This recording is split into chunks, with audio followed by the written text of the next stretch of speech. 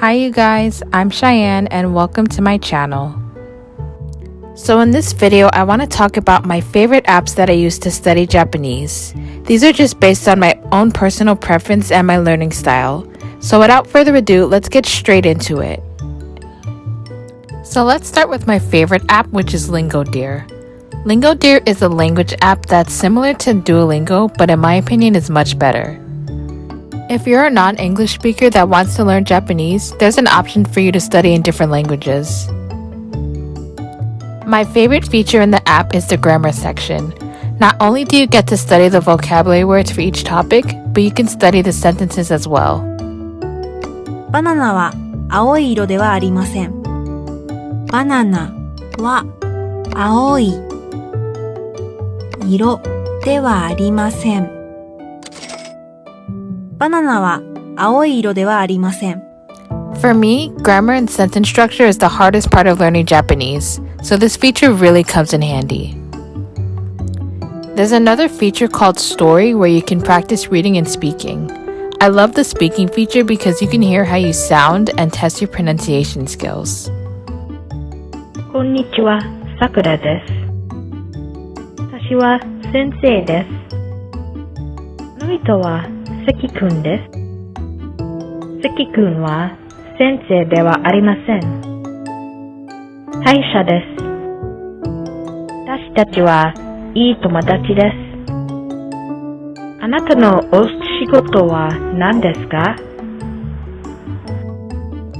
The best part about LingoDeer is that you can download it on both Apple and Android devices, so everyone can use this app. I would highly recommend LingoDeer for anyone that's studying Japanese, especially if you're a beginner, but it's really great for any level. So another great learning app is called Bunpo. Bunpo is exclusively for Japanese learning, and it's really awesome for beginners. The free version focuses on vocabulary words and basic sentence structure. テレビスポーツ買い物映画 In my opinion, I think Bunpo has better pacing than LingoDeer. I feel like LingoDeer is a little bit slower, but that also could be because I'm not a full beginner. My favorite feature of the app is the fact that it's organized by Japanese level. I think it's really awesome, especially if you're trying to study for the JLPT. This app is not completely free, but there is a one-time subscription, which means that you only have to pay once. And I think buying the subscription is really worth it because this is an awesome app. So overall, I would highly recommend this app. This is great for beginners, intermediate, advanced, really any level. So this next app is called Japanese Phrasebook.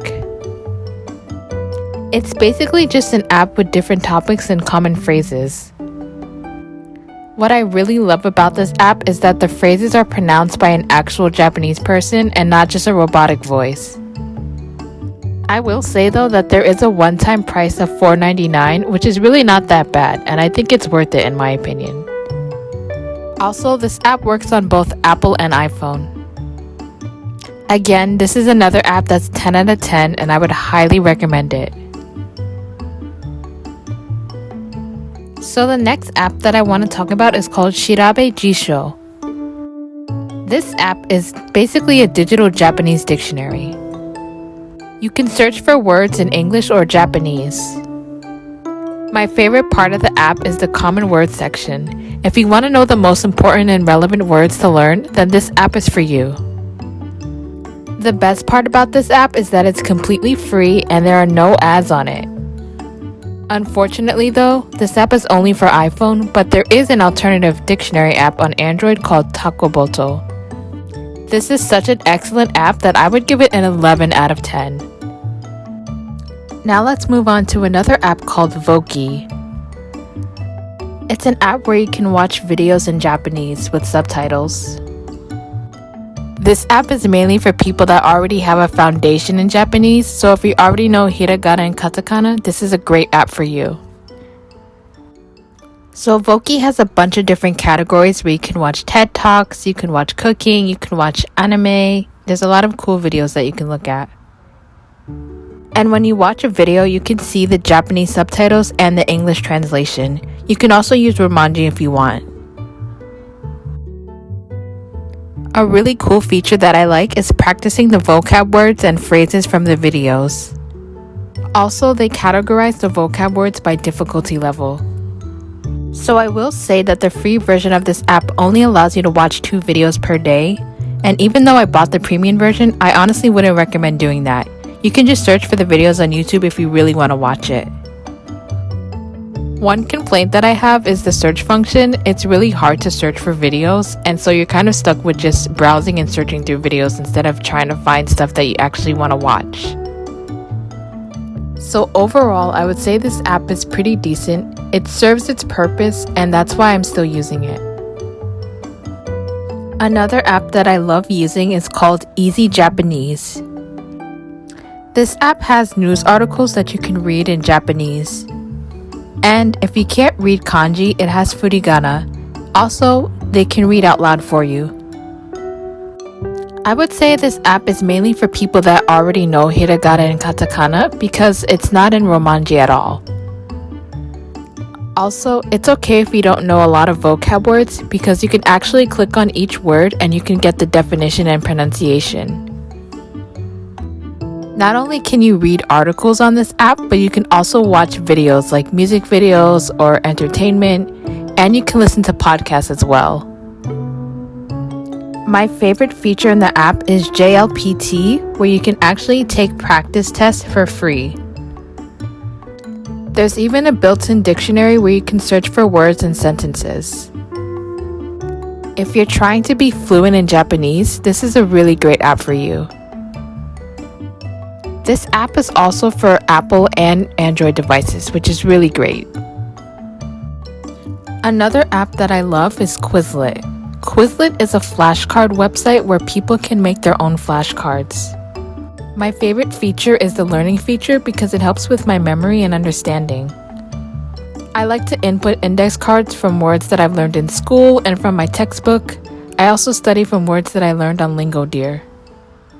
This app does have a subscription, but I haven't used it and I don't plan on it either. But I would still highly recommend this app, especially if you're studying vocabulary words. So now let's talk about some honorable mentions. I just downloaded Kaizen, so I'm not completely familiar with all of the features, but so far it's really great. I also feel like it will help me a lot with conversation skills. Then we have J Accent. My favorite feature is the kanji because it shows the stroke orders and how to write it. And then there's LingoDeer Plus. Again, this is another app that I recently downloaded, but so far I really like this app. This is a game app where you can study Japanese in a really fun way. So now I want to talk about how I learned Hiragana. So I learned how to read Hiragana using this app called Hiragana Pixel Party.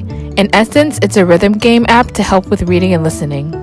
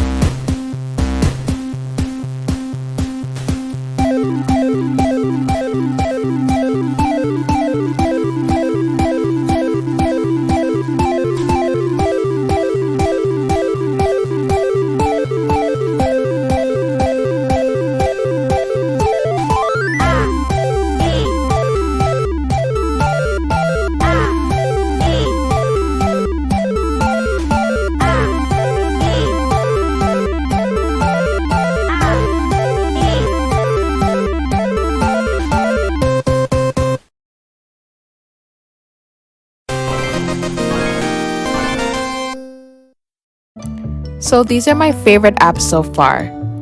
If you have any suggestions for other apps, let me know in the comments. So that's it for today's video, guys. Thank you so much for watching.